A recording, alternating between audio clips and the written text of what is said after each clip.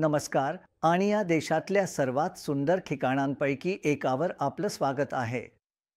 हे आहे बिहारच्या दक्षिण मध्य भागातील बोधगया आणि आपण आहोत मेट्टा बुद्धराम मंदिरात या सुंदर दृश्यात. आणि आम्ही बिहारभर प्रवास करत आहोत आणि सत्य राजकारणावर चर्चा करतोय. म्हणूनच या अराजकीय निष्पक्ष वातावरणात असणं सुंदर आहे. आपल्यासोबत जोडल्याबद्दल खूप खूप धन्यवाद. आज आम्हाला बिहार निवडणुकांचा आणि 24 लोकसभा निवडणुकांच्या अखिल भारतीय अंतिम निकालांशी संबंध पाहण्याचा विचार आहे. आम्ही काही दिवस पटना ते बोधगया बिहारभर प्रवास करत शेकडो मतदारांशी, पुरुष आणि स्त्रिया, तरुण आणि वृद्ध बोललो आहोत. आणि ही निवडणूक खूपच रंजक आहे, ज्यात तुम्हाला कळेल की बिहारातला सामान्य मतदार खूपच माहितीपूर्ण, विश्लेषणात्मक आणि कदाचित देशातील बहुतेक इतर राज्यांपेक्षा अधिक आहे. प्रथम, बिहारातील राजकीय विभाजन समजून घेणं महत्त्वाचं आहे.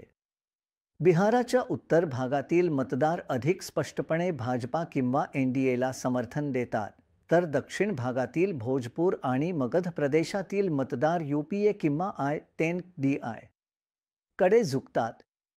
ईशान्य कोपऱ्यात मुस्लिम मतदारांची मोठी संख्या आहे आणि हा भाग आय-10DI कडे झुकतो. 19च्या शेवटच्या लोकसभा निवडणुकांमध्ये एनडीएने सर्वप्रथम आले, म्हणून एनडीएला 24मध्ये 19चा पुनरावृत्तीची आशा आहे. दुसरीकडे, लोकसभा निवडणुकीनंतर 20च्या राज्य विधानसभा निवडणुकीत एनडीएला वाईट पराभव झाला. जर तुम्ही विधानसभेचे निकाल लोकसभा मतदारसंघांमध्ये रूपांतरित केले, तर एनडीए 39 पैकी 19 वरून 21 वर उतरले, तर यूपीए 1 वरून 19 सीटवर चढले. राज्य विधानसभा निवडणुका साधारणपणे पुढच्या लोकसभा निवडणुकीत कोण जिंकेल याचे चांगले पूर्वानुमान देतात. मागील 20 वर्षांतील विधानसभा निवडणुकांचा विचार केला तर आठवड्याच्या 98% वेळी ज्या पक्षाने विधानसभेत जिंकलं तोच पुढच्या लोकसभा निवडणुकीतही जिंकतो.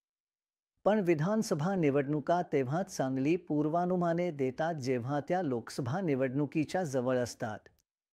बिहारसारख्या 4 वर्षांपूर्वी नव्हत्या, म्हणून आय-10DI आघाडीसाठी ही चिंतेची गोष्ट आहे की विधानसभा निवडणुका एक पूर्वसूचना आहेत की नाही. पण आमच्या प्रवासात आम्हाला जाणवलं की ही एकतर्फी निवडणूक नसेल. नमस्कार. आपल्याला नेमकं कळत नाही कोण आघाडीवर आहे, पण दोघांमध्ये कडवी झुंज होणार आहे. कोण आघाडीवर आहे? लालते आघाडीवर आहे. मी विकासामुळे मोदींना मत देणार आहे. माझं कुटुंब ज्यांना मत देईल त्यांनाच मी पण मत देईन. हो, आरजेडीला मत देणार आहे. बीजेपीने नितीशजींसोबत युती करणं चूक होती. त्यांनी तसं केलं पाहिजे होतं. मी बीजेपीचा समर्थक होतो, पण आज मला त्यांना मत देण्याची भीती. या निवडणुकीत तेजस्वी आघाडी घेणार आहे. पंतप्रधान काही गोष्टी पुरवतात. रेशन कार्ड असलेल्या गरिबांना रेशन मिळायला हवं. सगळं ठीक आहे. मला त्या दोघांवर राग आलाय. दोघेही खोट बोलतात. नितीशजी हे पलटू चाचा आहे. कधी इकडे तर कधी तिकडे. आणि दुसरा खूप आश्वासनं देतो, पण शेवटी आपल्याला काहीच मिळत नाही. नितीश कुमारांचा कल्पना खरंच छान आहे, पण ते इकडे तिकडे बदलत राहतात. त्याला कसं संबोधले जातं? पालतुरांग. माझी इच्छा आहे की विकास करणारा कोणी निवडणूक जिंकावी. निवडणुकीत कोण आघाडीवर आहे? मोदी सरकार. मोदी सरकार पुढे आहे का? हा. का? तो चांगला आहे. तो खूप भला आहे. मोदीजींनी तरुणाईसाठी काहीच केलं नाही, म्हणून त्यांना मतं मागण्याचा कोणताही हक्क नाही. या प्रदेशात आणि संपूर्ण बिहारमध्ये कोणाची लाट आहे? इथे लालूची लाट आहे. कोणाचं सरकार असलं तरी कुणीही महागाईवर नियंत्रण ठेवू शकणार नाही. या निवडणुकीत कोणता पक्ष आघाडीवर आहे? जितन राम मांझी. कढई आघाडीवर आहे. मोदी असेल तर शक्य आहे, त्यांच्याशिवाय अशक्य आहे. एनडीए आघाडीवर आहे. INDI ते आघाडीला मते मिळत नाहीत. कोणी विकास आणि संविधानाबद्दल बोलतं तेव्हा ते राम मंदिर धर्माबद्दल बोलतात. येथे आरजेडी मित्रपक्ष आघाडीवर आहे. तुला काय वाटतं, कोण आघाडीवर आहे? लटर आघाडीवर आहे. मोदींनी देशात अनेक बदल आणले आहे, म्हणूनच ते आघाडीवर आहे. माझं मत माझं आहे, म्हणून ज्या स्पर्धकाला मला आवडेल त्याला माझं मत देई. राहुल गांधी इथून आघाडीवर आहे. तुम्ही मतदान करणार का? अर्थातच मी मतदान करणार. मी मतदान का करणार नाही? आपल्याला ही संधी 5 वर्षांनी मिळते, म्हणून कोणी ना कोणी मी मतदान करणारच. दोराब, आपण बरेच लोक भेटलो आणि सगळेच जण बीजेपी किंवा मोदी म्हणत नव्हते. थोडी फार विविधता होती. हो, तुम्ही म्हणाल्याप्रमाणे आम्ही अशा भागात आहोत जो एनडीएच्या पूर्ण वर्चस्वाखाली नाही. हा एक असा परिसर आहे जिथे यूपीए किंवा INDI ची काही ताकद आहे. म्हणूनच आम्हाला वेगवेगळ्या मतांचे लोक भेटले. आणि बिहारी लोक राजकारणात खूप चाणाक्ष असतात, म्हणून इथे खूप तीव्र चर्चा होत असतात. तुम्ही बरेच गरमागरम चर्चा केल्या होत्या. तुम्ही त्यांना एका बाजूला मतदान करण्यासाठी पटवून देत होता का? बज.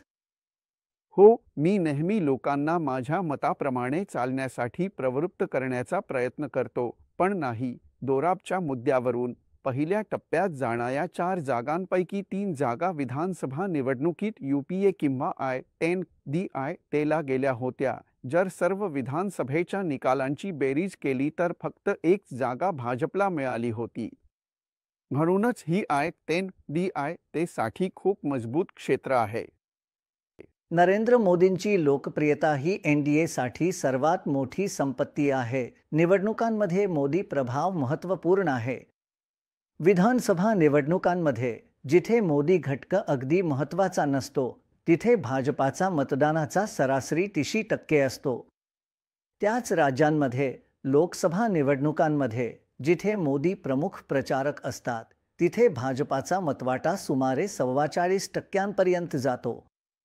हे दाखवतं की मोदी प्रभाव 12% जास्त आहे, जे निवडणुकीचे निकाल ठरवण्यासाठी खूप मोठे आहे. त्या 12%च्या वाढीसाठी आणि 2019च्या लोकसभा निवडणुकीतील भाजपाच्या विजयासाठी आणखी एक महत्त्वाचा घटक जबाबदार होता. तो दुसरा मोठा घटक म्हणजे पुलवामा हल्ला, ज्याने 2019 मधील संपूर्ण निवडणूक कथा बदलली आणि विरोधी पक्षांचा जोर काढून घेतला. पण पुलवामाचे महत्त्व किती होते?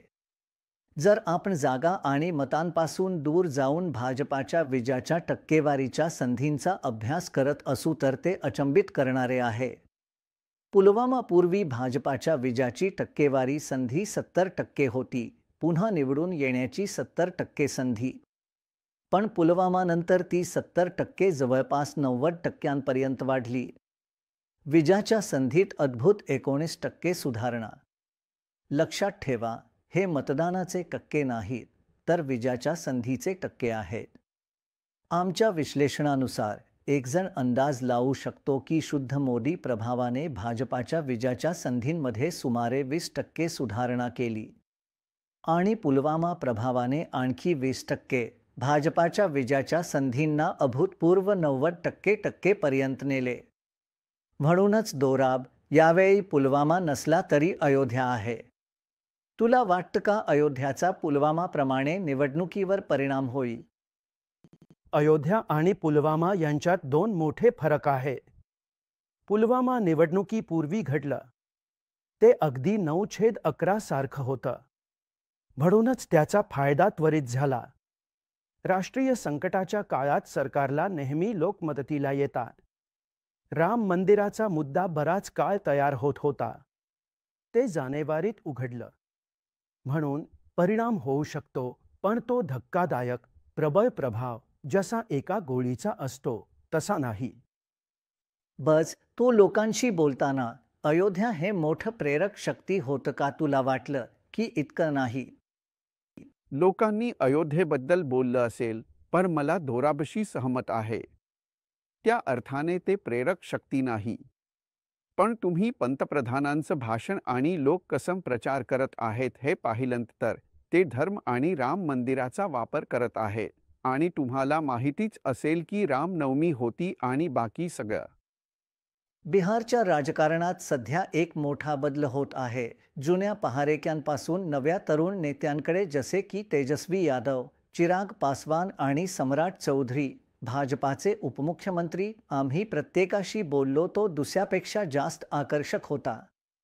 पण पहिल्यांदा जुना पहारेकरी का आता तितके महत्त्वाचे नाहीत. दुर्दैवाने पहिल्यांदा लोकप्रिय नेते रामविलास पासवान यांचे निधन झाले. नितीश कुमार, ज्यांना आम्ही भेटलो आणि ज्यांना आम्ही JDUच्या स्थानिक कार्यालयात पाहिले, ते बरेच कमजोर दिसत होते. आणि नंतर लालू यांच्याकडे, जे खूप गंभीरपणे आजारी आहेत.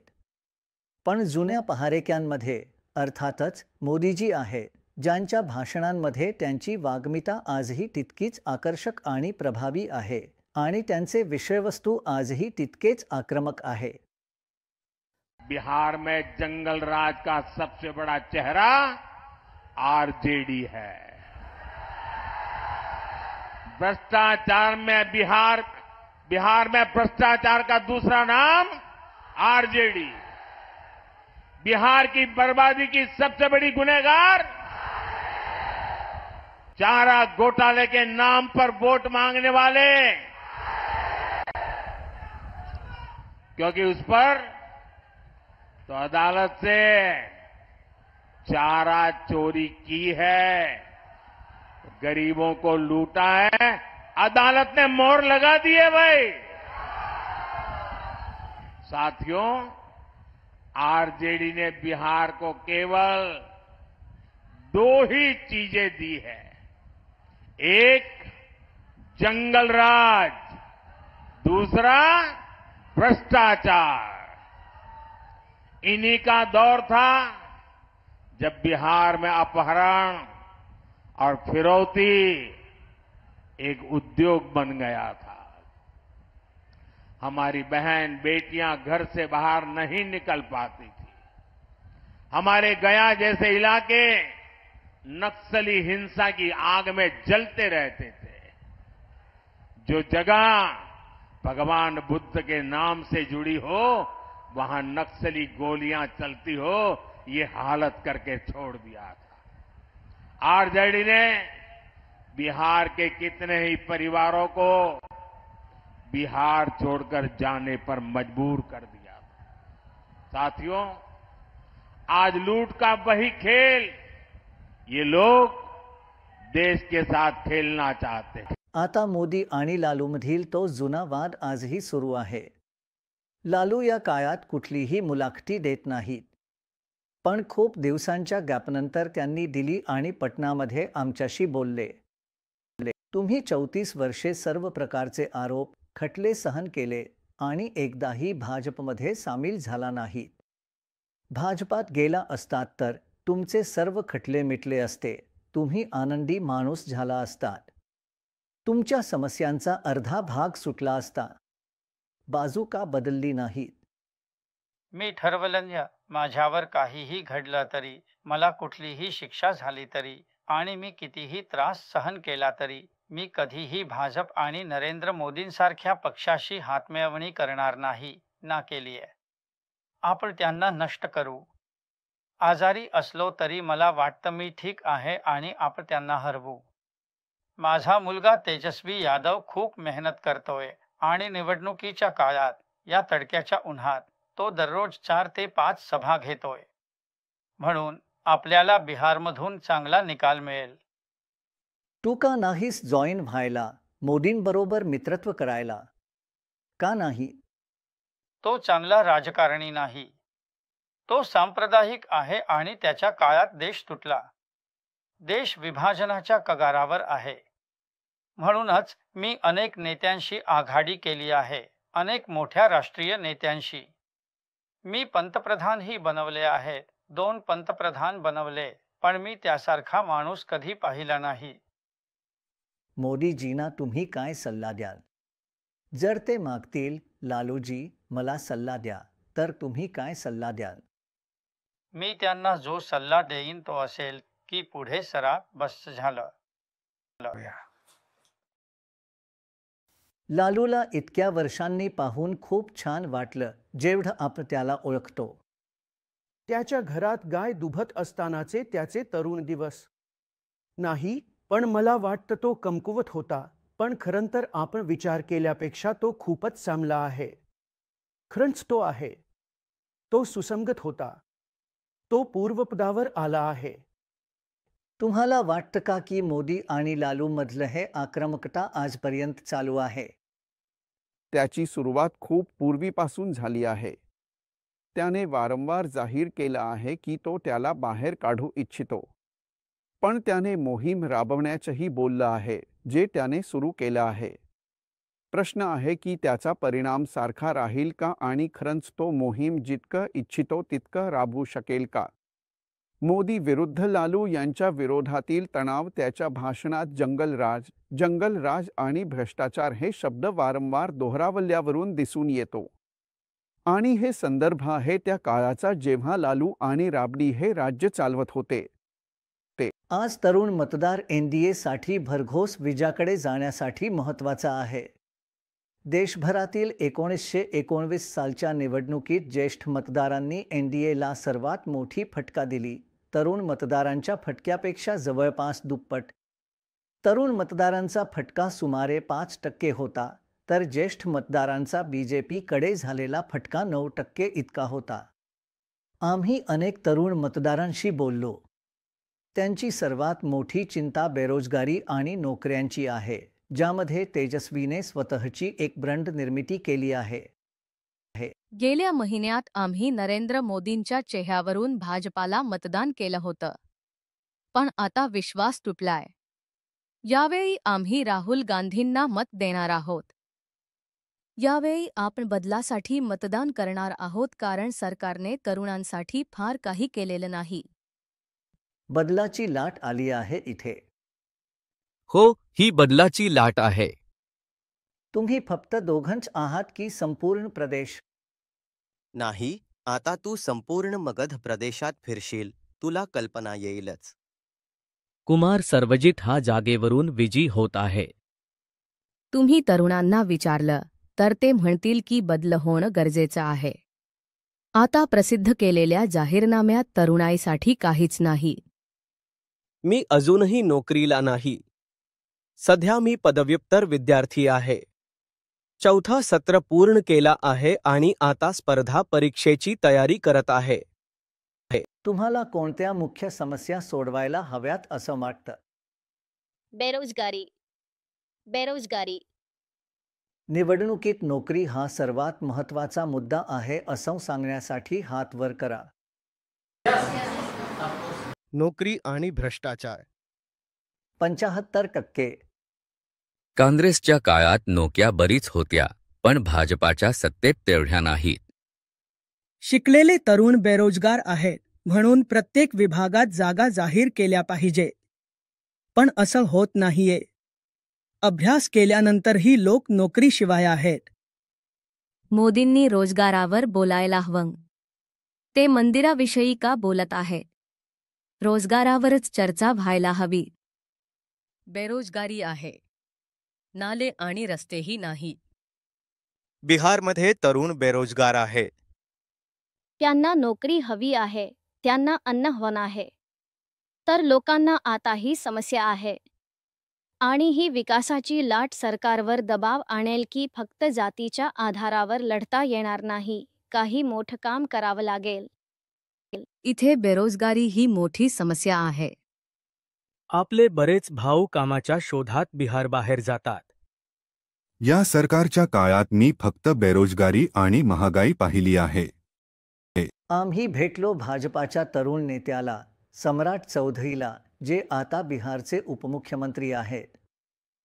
मला वाटतं बिहार नेहमीच प्रगती करत आहे आणि इतर राज्ये ज्या गतीने प्रगती करत आहेत त्या गतीने बिहार प्रगती केली नाही. आपली संरचनात्मक सुविधा खूप कमकुवत आहे. म्हणूनच आम्ही प्रथम संरचनात्मक सुविधांवर काम केलं.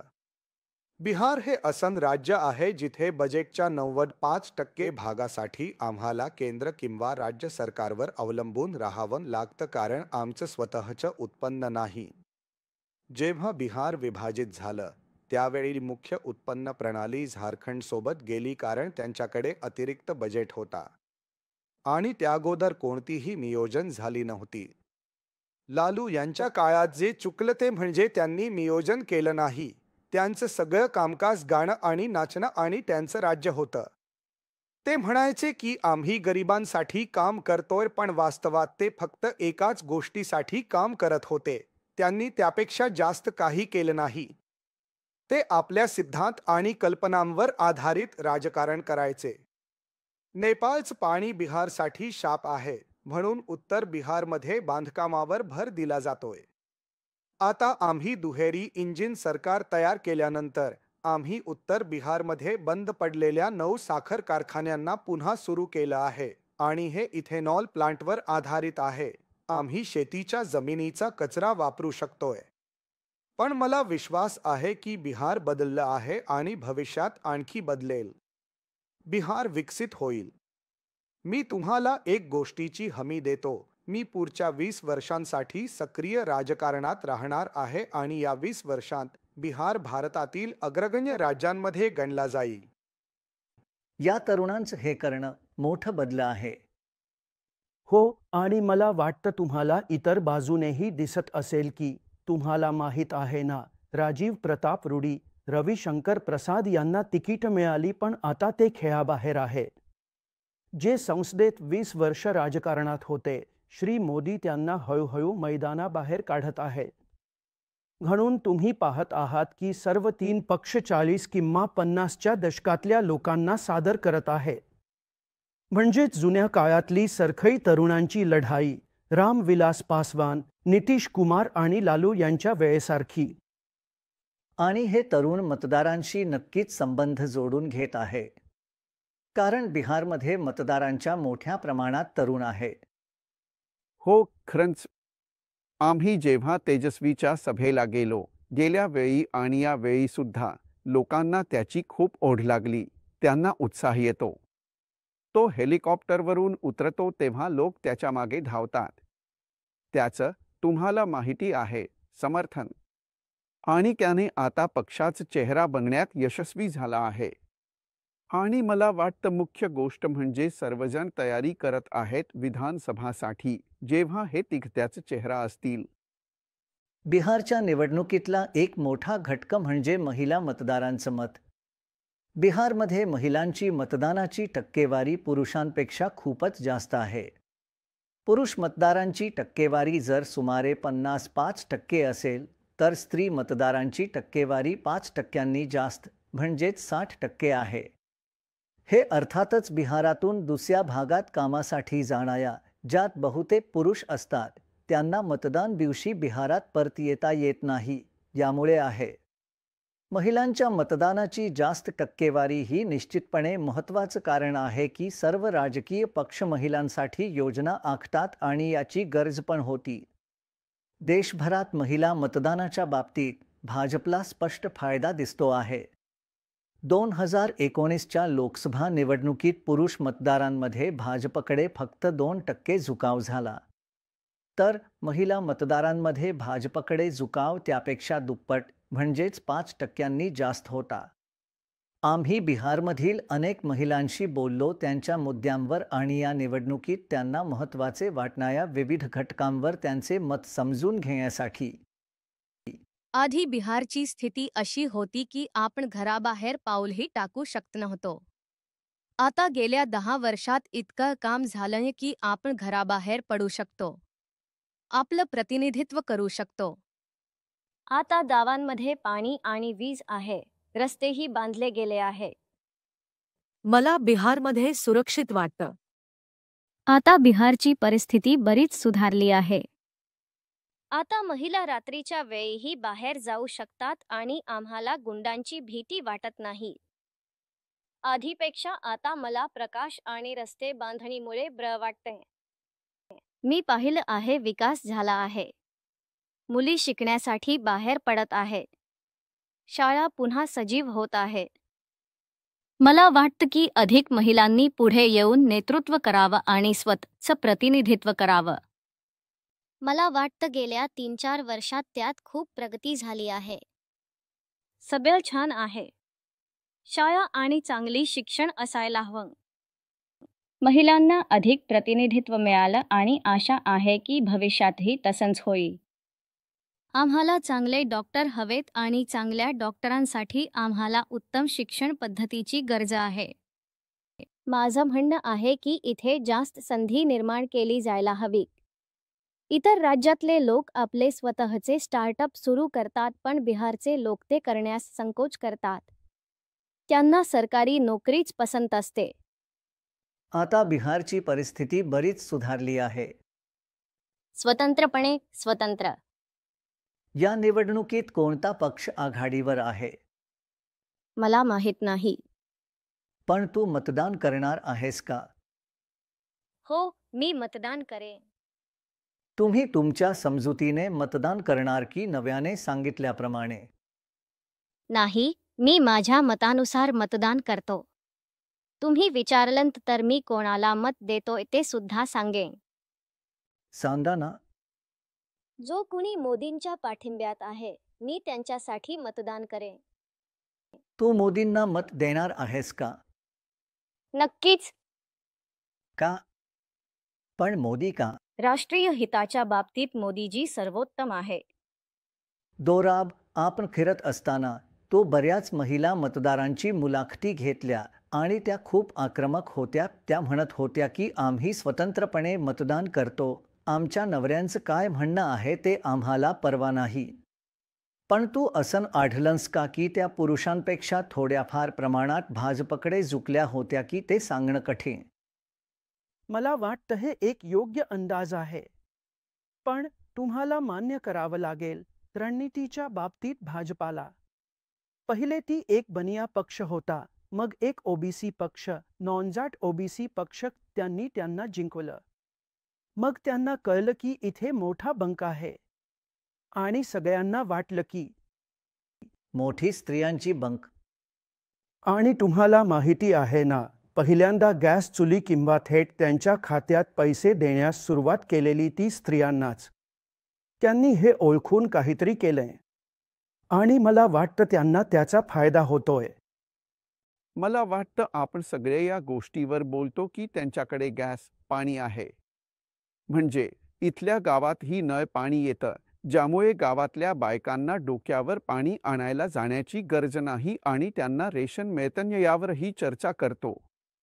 रेशन हा खूप मोठा घटका आहे. पण खरं तर एका अर्थानं नितीशनं मुलींना मोफत सायकल देऊन त्यांच्याकडे थेट नजर टाकली आणि त्यानं खूप मोठा परिणाम केला. पण इथं महत्त्वाचं म्हणजे जेव्हा त्यांना रेशन मिळतं तेव्हा ते म्हणतात मोदीनं दिलं. आणि भ्रष्टाचार झाला की ते म्हणतात ती मोदींची चूक नाही, ती स्थानिक पातळीवरची चूक आहे.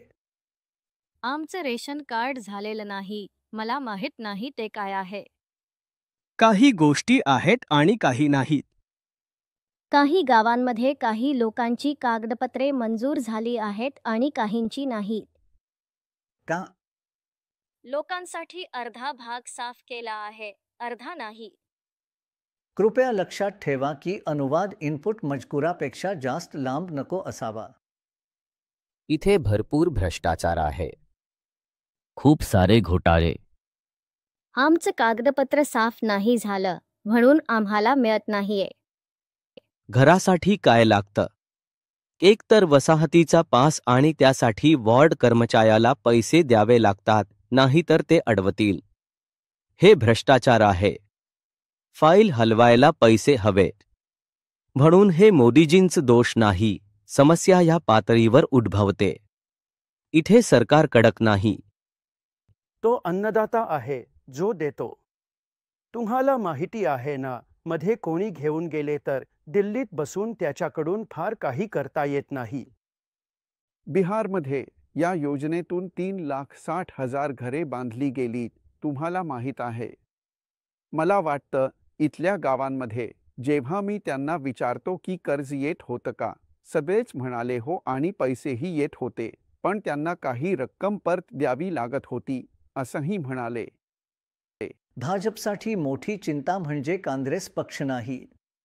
काँग्रेस हळूहळू कमजोर होत आहे आणि हे काही काळापासून सुरू आहे. भाजपला खरी चिंता म्हणजे देशभरातील प्रादेशिक पक्षांची वाढ, आणि हाच धरती बिहारमध्येही दिसत आहे. भारतात संघवादाकडे वाटचाल ही लोकसभा आणि विधानसभा पातळीवर स्पष्टपणे दिसत आहे. प्रादेशिक पक्षांची वाढ आणि राष्ट्रीय पक्षांची अवनती विधानसभा पातळीवर पहा. ती आश्चर्यकारक आहे. राष्ट्रीय विरुद्ध प्रादेशिक पक्षांच्या भाग्यात एक स्पष्ट, तीव्र बदल आहे. राष्ट्रीय पक्षांची भरभराट झाली तर प्रादेशिक पक्षांची तितकीच तीव्रतेने वाढ झाली. आणि हे लोकसभा पातळीवरही खरं आहे. पण 1952 पासून पहिल्या निवडणुकीपासून एका विशेष वळणाचा भाजपच्या उद्याकडे पहा. हा अधिकाधिक महत्त्वाचा राष्ट्रीय पक्ष बनला. त्याचवेळी काँग्रेसची भयानक अधोगती झाली. तो दुसरा राष्ट्रीय पक्ष आणि तो खाली गेला. 1952 पासून एका राष्ट्रीय पक्षाची उदय झाला कारण दुसऱ्या राष्ट्रीय पक्षाची अधोगती झाली. प्रादेशिक पक्षांना मिळणाऱ्या पाठिंब्यात कोणतीही घट झाली नाही. खरं तर प्रादेशिक पक्षांची वाढ हळूहळू झाली आहे. संघवाद केंद्रीकरणाला बळी पडला नाही. हाच धरती बिहारमध्येही स्पष्ट आहे. इथे प्रमुख पक्ष म्हणजे प्रादेशिक पक्ष, नितीश कुमारांचा JDU आणि लालू आणि तेजस्वी यादव यांचा RJD. त्याचबरोबर एक उद्योन्मुख तरुण प्रादेशिक नेता चिराग पासवान आहे जो दररोज पाठिंबा मिळवत आहे. आम्ही चिराग पासवान यांच्याशी बोललो, जे बिहारमध्ये पुढची पिढी आहे. आम्ही तुमच्या वडिलांना भेटायला यायचो आणि त्यांची मुलाखत घ्यायचो, कठीण प्रश्न विचारायचो आणि तुम्ही नेहमी तिथे असायचात. आणि त्यांनी असे काही गोड विचार सांगितले की आता आठवतात ते सगळं खूप अर्थपूर्ण वाटतं ना. हो ना, तुम्हाला माहिती आहे, म्हणजे कोणी त्याला विचारलं की तुम्ही त्याला कसं तयार करत आहात आणि तुम्ही त्याला कोणते राजकीय टिप्स देत आहात भविष्यासाठी आणि असं सगळं. मग त्याचं हे एक प्रसिद्ध वाक्य असायचं. तो नेहमी पुन्हा पुन्हा म्हणायचा, मासे कधीही पोहायला शिकवले जात नाहीत. आणि त्यामुळे मला खूप आत्मविश्वास यायचा कारण तो मला चुका करण्याची जागा देत असे, समजा. आणि नेहमी म्हणायचा की मी आहे ना कागदावर दाब ठेवण्यासारखा. तू जा, तुझं काम कर आणि जरी तू चुका केल्यास मी आहे त्याची काळजी घेण्यासाठी. हे एक गोष्ट आहे जी मला त्याच्यानंतर खूप आठवते. नितीश यांचं सत्तेत आल्यापासून 20 वर्षे झालीत. त्यातला बहुतेक काळ तुम्हा सर्वांसोबत.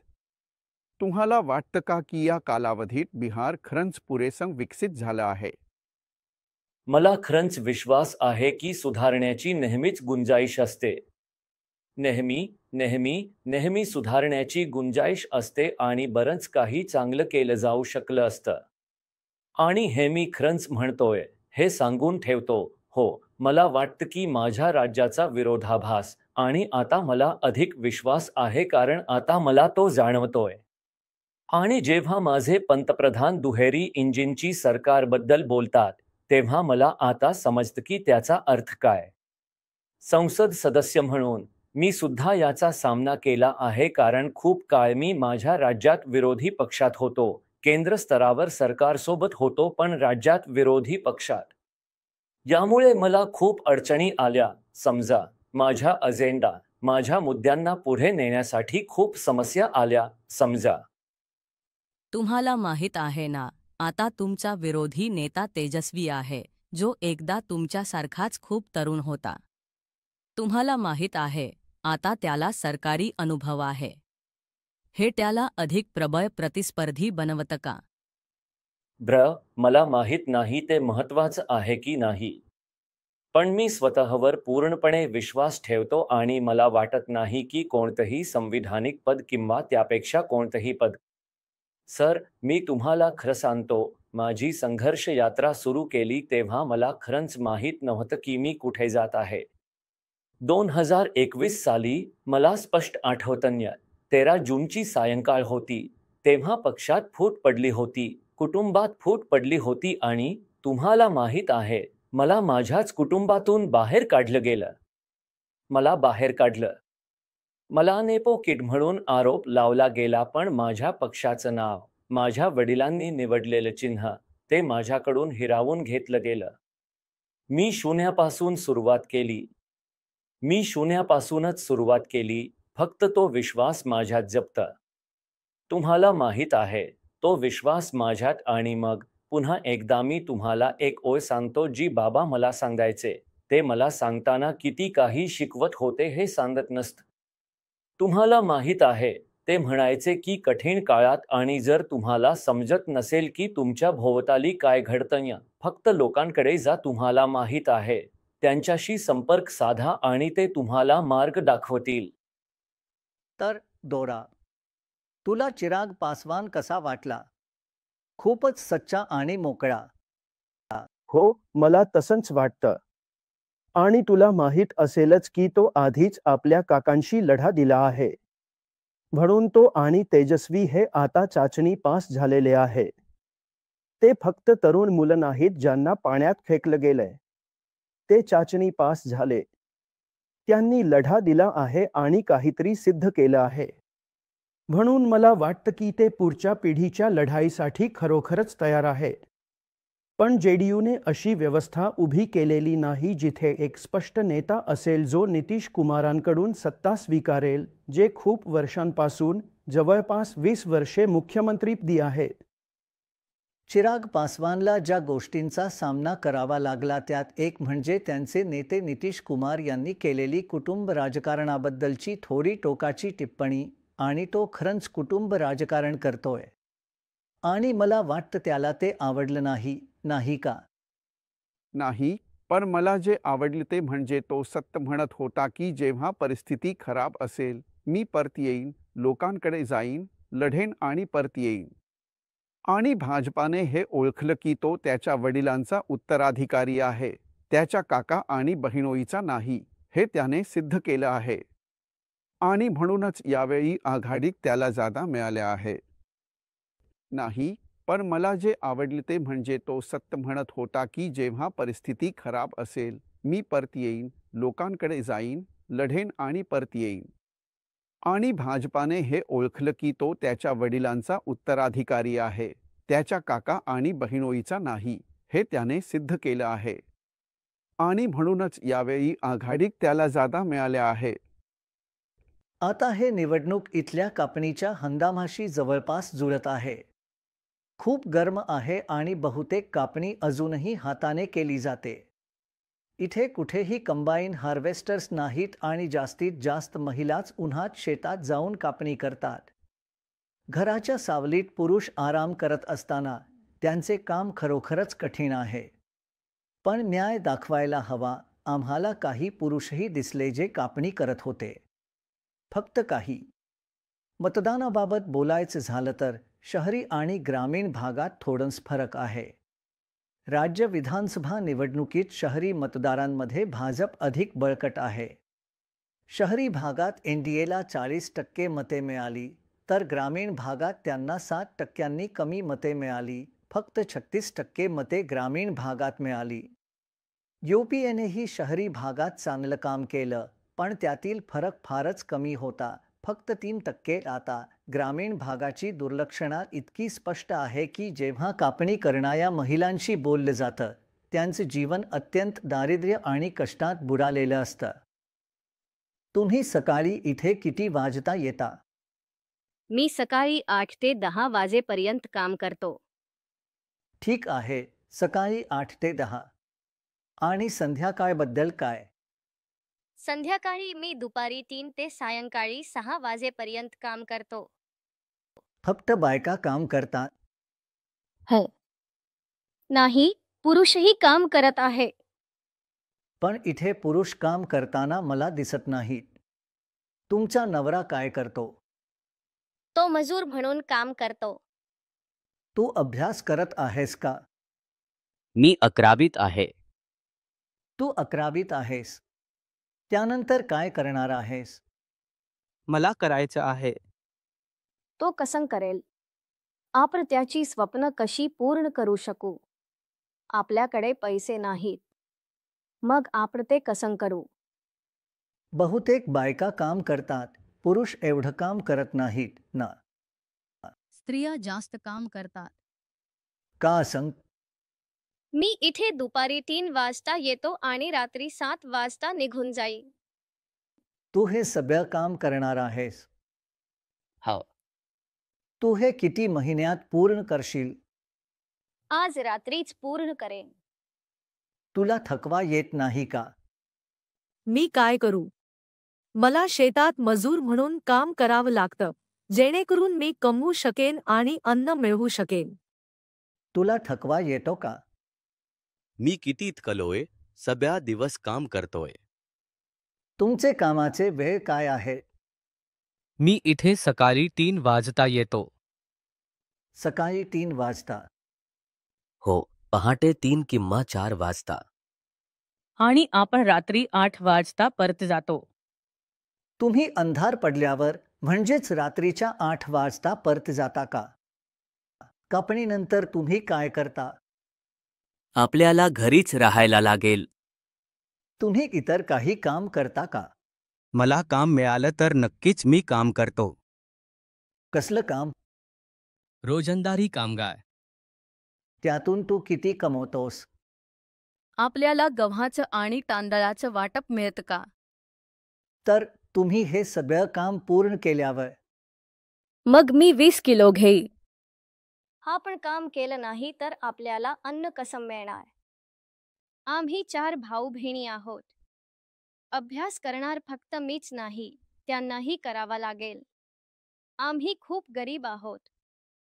लवकरच आपल्याला शेती करण्यासाठी जागा उरणार नाही. इमारती उभ्या राहत आहेत आणि मग आपण गहू वगैरे काढण्याची संधीही गमवू. खताचं एक पाकिट 400 रुपयांना पडतं.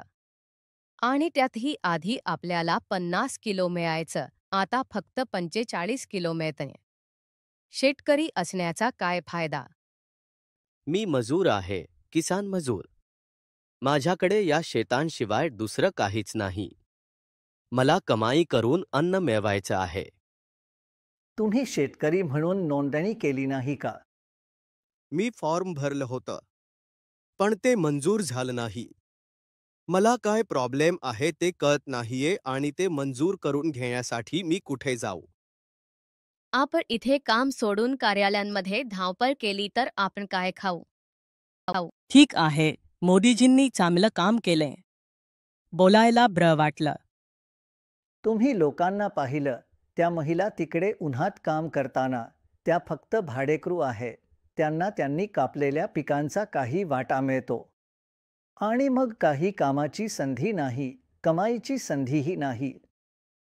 हो नक्की. आणि अनेक जणींचे पती शहरात राहतात, जे कधीकधी फक्त कापणीसाठी परत येऊ शकतात. सगळे एकाच वेळी परत येऊ शकत नाहीत. म्हणून काही जण पंजाबला कापणीसाठी जातात. म्हणून इथून पंजाबकडे स्थलांतर होतं. मला वाटतं महिलांवर खूप कठीण जातंय. खरंच आहे ते. खरंच खूप कठीण आहे. पण म्हणजे हे खरं तर ग्रामीण भागांची आणि विशेषतः महिलांची उपेक्षा दर्शवतं, कापणीच्या काळात तर विशेषतः. हो, म्हणजे जेव्हा पुरुष शेतात असायचे तरी कापणी काम महिलाच करायच्या. ते लोक फक्त गोष्टी गोळा करायचे. आणि जर तिथे कापणीचे यंत्र असायचं तर ते पुरुष वापरायचे. ते देखरेख करत होते. म्हणजे पुरुषांनी काय करायला हवं? नाही ना. मला वाटतं की बज म्हणत आहेत की हे ग्रामीण भागांना तसेच महिलांना दुर्लक्ष करणारं आहे आणि विशेषतः कापणीच्या वेळी हे दुःख आणि स्पष्टपणे दिसून येतं. आम्ही ज्या तिसऱ्या तरुण नेत्याशी बोललो तो होता तेजस्वी यादव, लालूंचा मुलगा, पण तो स्वतःचं राजकीय ब्रँड उभं करतोय. विशेषतः दक्षिण बिहारमध्ये तो नितीश आणि मोदींच्या विरोधात मुख्य विरोधी म्हणून पाहिला जातो, कारण उपमुख्यमंत्री असताना त्याने नोक्यांवर बरंच काम केलं आहे. रोजगार, भविष्य, महागाई, भ्रष्टाचार यांच्यावर बोलणारा निवडणुकीत पुढे असेल. आरजेडी बेरोजगारी दूर करेल कारण त्यांनी 5 महिन्यात 17 लाख नोकऱ्या दिल्या आहे. लालू प्रसाद यांचा मुलगा तेजस्वी यादव, जो नितीश कुमार यांच्या पाठिंब्याने सत्तेत आला, मला वाटतं त्याने निवडणुकांमुळेच नोकऱ्या दिल्या, जवळपास 2 लाख किंवा त्याहून अधिक. सगळ्यांना नोकरी हवी असते. निवडणुकीपूर्वी प्रत्येकजण नोकरीच्या आश्वासने देतात, पण निवडणूक झाल्यावर काहीच होत नाही. हे फक्त मते मिळवण्यासाठीचा मुद्दा असतो.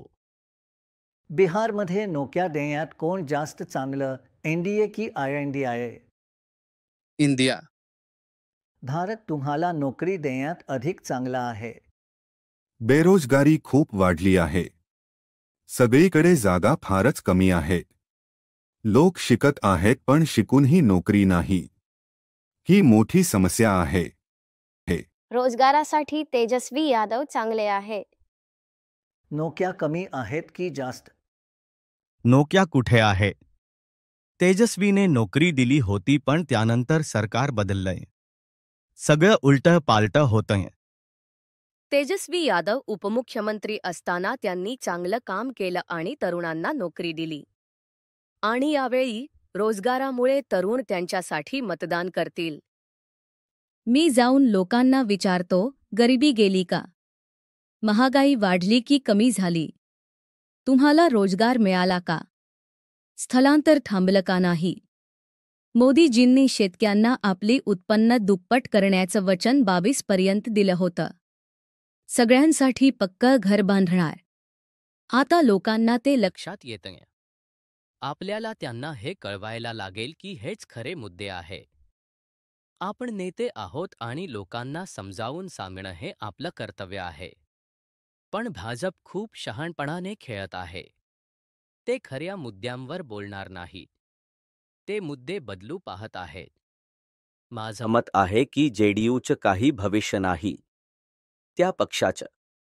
जेडीयूमधले लोक भाजप किंवा आरजेडीमध्ये सामील होतील.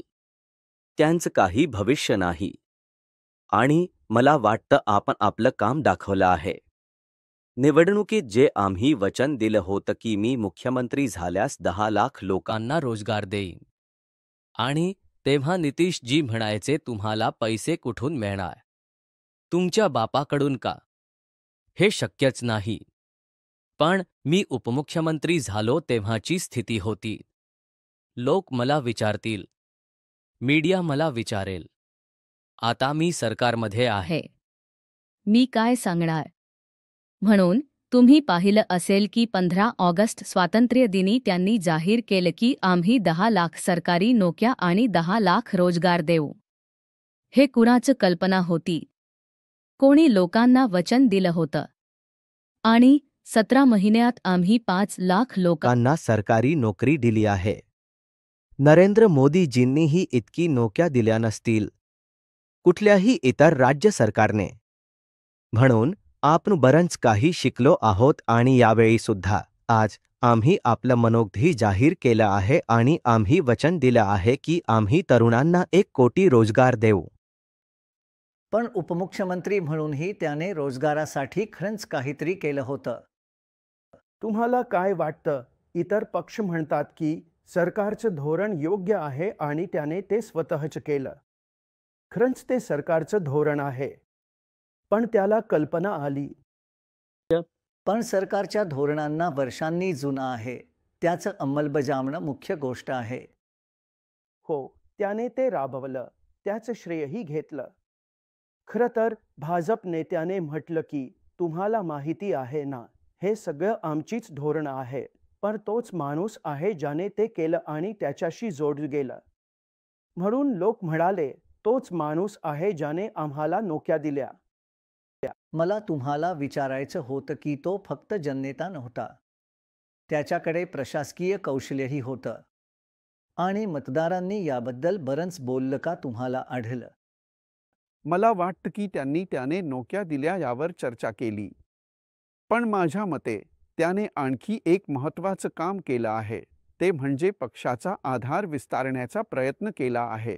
फक्त मुस्लिम, यादवांना देता इतर जातींना तिकीट देऊन ज्यावर लालू केंद्रित होते. बिहार निवडणुकीबद्दल एक सामान्य गैरसमज आहे की कोणत्याही मुद्द्यांची विसर्जन करा, सगळं काही फक्त आणि फक्त जातीवर अवलंबून आहे. बरेच लोकांना वाटतं की मतदार 100% एका बाजूला किंवा 100% दुसऱ्या बाजूला मतदान करतात.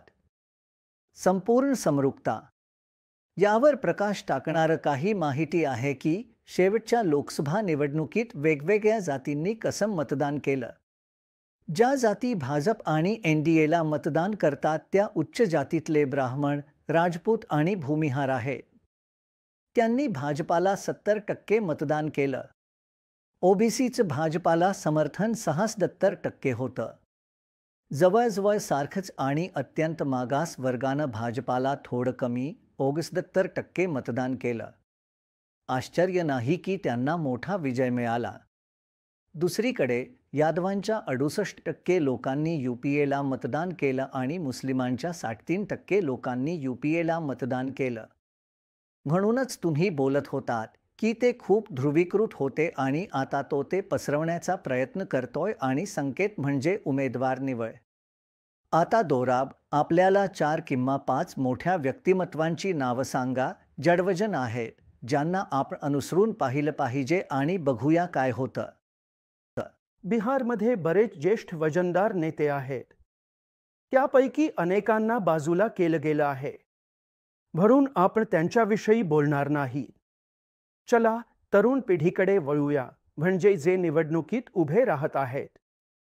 हजीपूरमधून चिराग पासवान, त्याच्या वडिलांची जागा, ज्यावर त्यांनी जगातील सर्वात मोठी मताधिक्याने विजय मिळवला होता, ते सन 1777 मध्ये मग जितन राम मांझी आहेत या जागेवरून राजकीयदृष्ट्या सगळीकडे प्रवास केलेले. मुख्यमंत्रीपद 8 किंवा 10 महिने भूषवलं, जेव्हा नितीशला वाटलं की लोकसभेत त्यांची कामगिरी खूप खराब होती आणि त्यांची जबाबदारी होती. म्हणून त्यांनी त्यांना 8 ते 10 महिने मुख्यमंत्री केलं. मग जितन राम मांझी होते. गेल्या वेळी ते पराभूत बाजूला होते यूपीए सोबत. यावेळी ते आशा करत आहेत की एनडीए सोबत विजयी बाजूला असतील. मग गिरिराज सिंह आहेत, ज्यांनी गेल्या वेळी कन्हैया कुमार विरुद्ध लढलं. कॅबिनेटमधील ज्येष्ठ मंत्री मग RK सिंह आहेत, या राज्यातील IAS अधिकारी ज्यांनी IAS सोडून राजकारणात प्रवेश केला आणि मंत्री आहेत. आणि शेवटी 2 in 1 म्हणजेच लालू प्रसाद यादव यांच्या 2 मुली. मीसा भारती ज्यांनी पाटलीपुत्रावरून 2दा उभं राहिलं. गेल्या वेळी फारसं वाईट पराभव झाला नाही, केवळ 3% 7. आणि मग रोहिणी आचार्य, दुसरी मुलगी ज्यांनी त्यांना किडनी दिली आणि ज्या छपरा नावाच्या मूळ घरच्या जागेवरून आता सारण म्हणून ओळखली जाते. राजीव प्रताप रूडी विरुद्ध लढत आहे. आणि तिला खूपच चांगलं स्वागत मिळतंय. हो, उत्तम समजलं, कारण तुम्हाला माहीत आहे ना, एक मुलगी तिच्या वडिलांसाठी बलिदान झाली, बरोबर? तुम्ही म्हणाल्याप्रमाणे बरेच ज्येष्ठ नेते बाजूला पडले आहेत. पण आम्ही रविशंकर प्रसाद यांच्याशी खूप लांब आणि रंजक चर्चा केली. मी तुमच्याकडे बिहारच्या राजकारणाबद्दल खरंच विचारणार आहे. नितीश तुमच्याकडे आला की तुम्ही त्याच्याकडे गेलात. एकाच गोष्टीची 2 बाजू. पण तो अनेकदा येऊन गेला, पुन्हा पुन्हा, आणि आता तो बराच कमकुवत झाला आहे. तो कमकुवत असताना जर तो पद सोडायचं ठरवलं तर पुढे काय? थोडीशी रिकामी जागा आहे.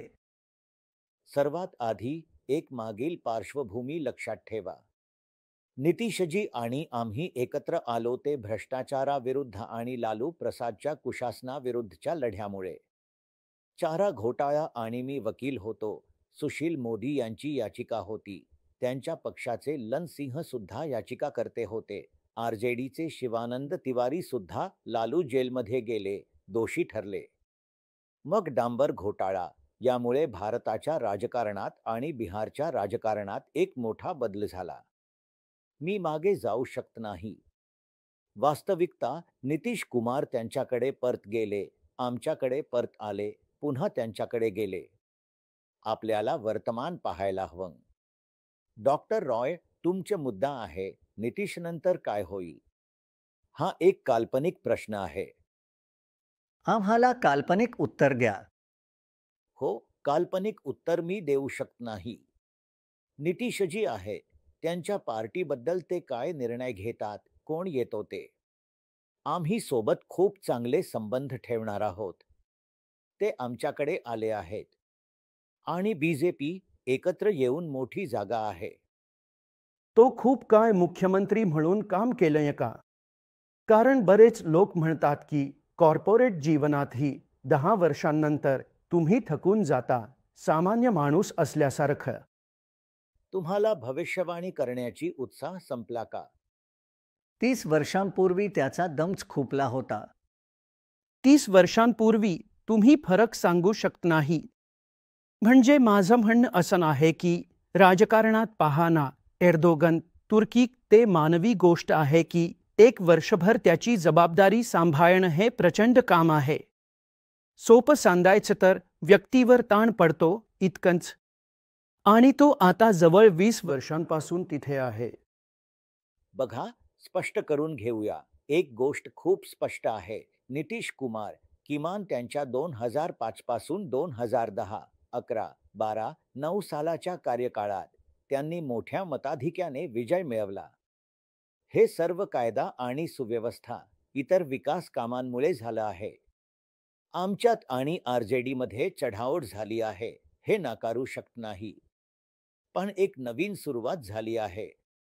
नितीश कुमारांच्या नंतर काय होईल त्यांच्या पक्षाबद्दल मी आज काही अंदाज लावू शकत नाही. हा निर्णय त्यांना आणि त्यांच्या पक्षाला घ्यायचा आहे. तर मग अख्ख्या गोष्टीचं मूळ मुद्दा काय?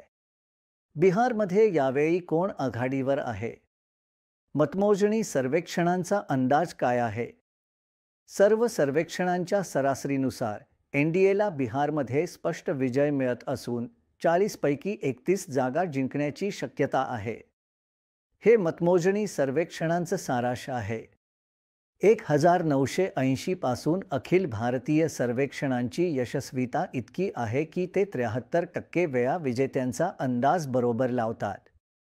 अर्थात अजून काही वेळ आहे आणि नेहमीप्रमाणे मतमोजणी सर्वेक्षणकर्ते ज्याला उशिरा होणारी फिरवणूक म्हणतात त्याची शक्यता आहे. असो, दोराब. हो, तुम्ही बरोबर आहात. कारण मोदीजी काही काळापासून सांगत आहेत की त्यांच्या पक्षाला एकट्याला 370 जागा मिळण्याची अपेक्षा आहे आणि आघाडीसाठी 400 पेक्षा जास्त. खरंच ते काहीतरी आहे. बिहार हे त्यांच्यासाठी खूप महत्त्वाचं आहे. म्हणजे यूपी नंतर त्यांनी इथे सर्वात जास्त जागा जिंकल्या आहे. 39 पैकी 31. हो, त्यांना त्यांचं 370चं उद्दिष्ट पूर्ण करायचं असेल तर ते काहीही गमावू शकत नाहीत. मग हे आहे बिहारचं काउंटडाऊन.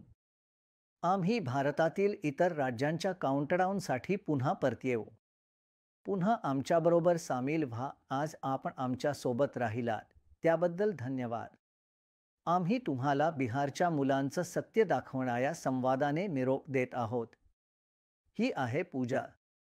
ती उन्हाळ्यात शेतात पिकं काढत होती आणि तिच्या कुटुंबाची गरिबी, कठीण जीवन आणि दररोजच्या संघर्षांना तोंड देऊनही पूजा आशावादी, हुशार आणि बिहारच्या लोकांची उत्कृष्टता का आहे हे दाखवणारी उत्तम उदाहरण आहे.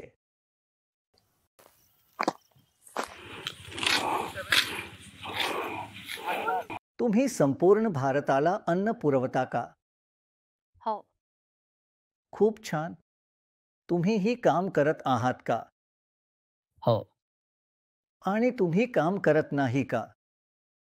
हो, मी पण काम करत होतो. तुम्ही काम करत होतात. ती माझी आई आहे. तो माझा भाऊ आणि तो माझा पुतण्या आहे. माझे वडील मेंढपाळ आहेत आणि ते बाहेर राहतात. तो किती दूर जातो? तो पटनापर्यंत जातो. खरंच? तो पायी चालतो आणि रात्री ज्या गावात असतो तिथे झोपतो.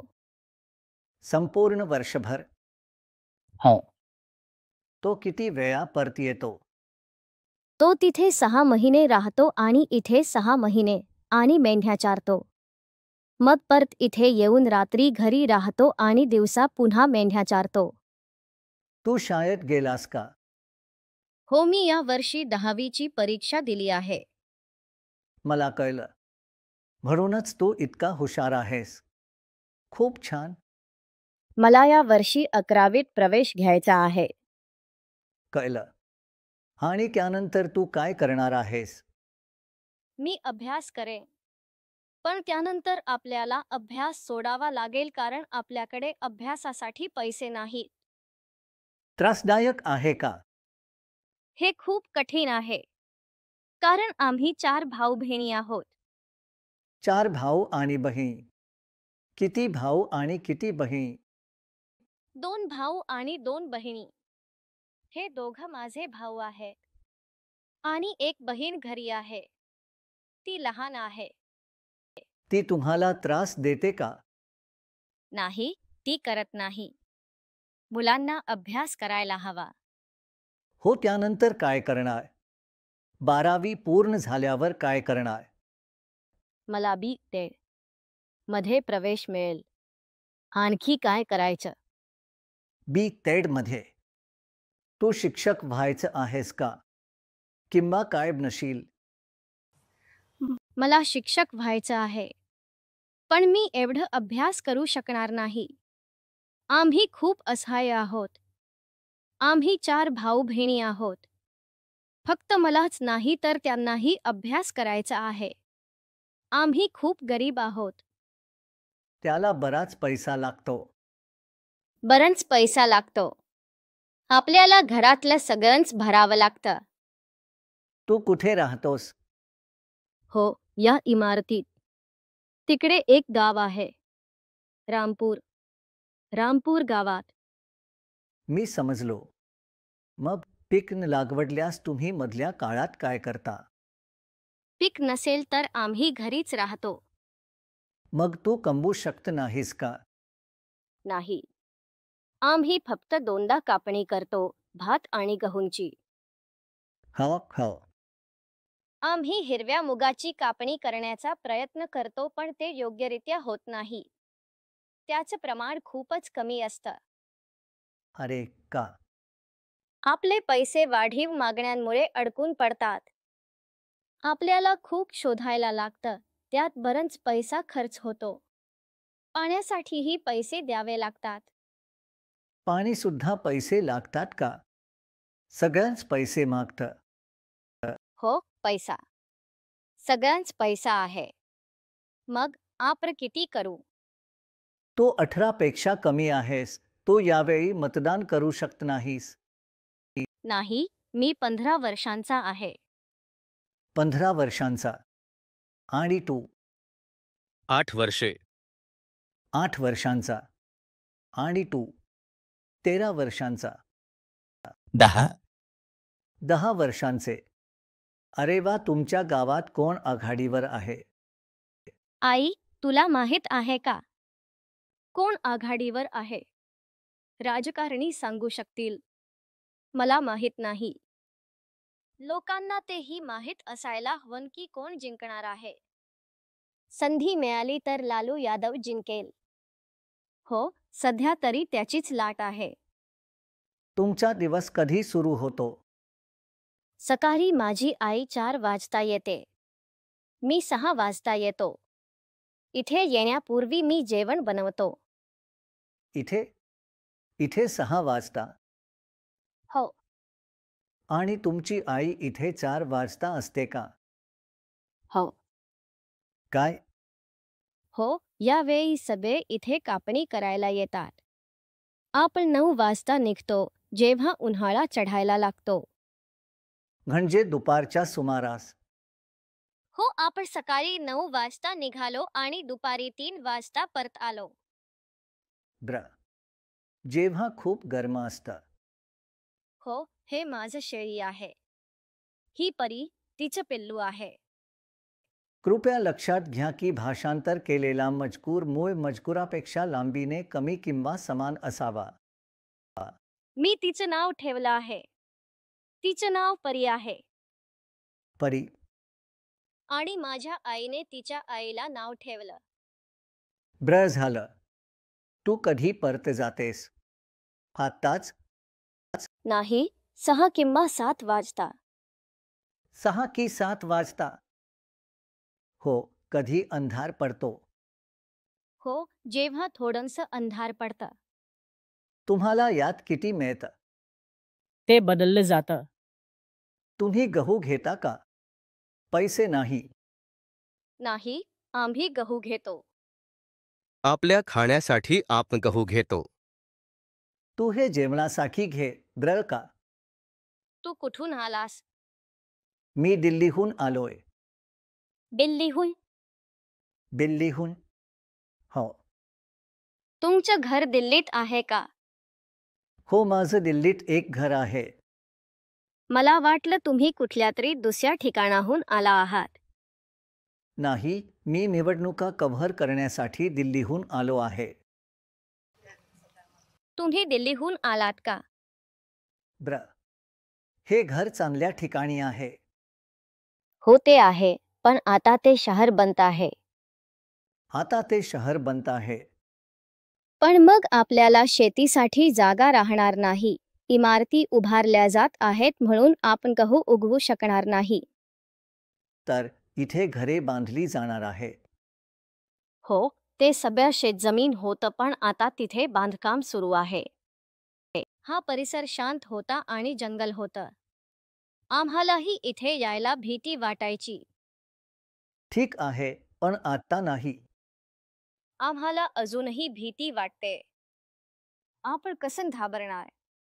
सगळं आता गावच आहे ना. बरोबर, बरोबर. आता इथे बाहेरचे लोकही येतात, जपानहून सुद्धा. हो, ते इथे येतात.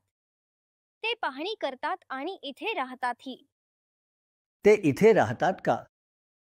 हो, बघा ना या हॉटेल्सकडे, ते तिथे राहतात.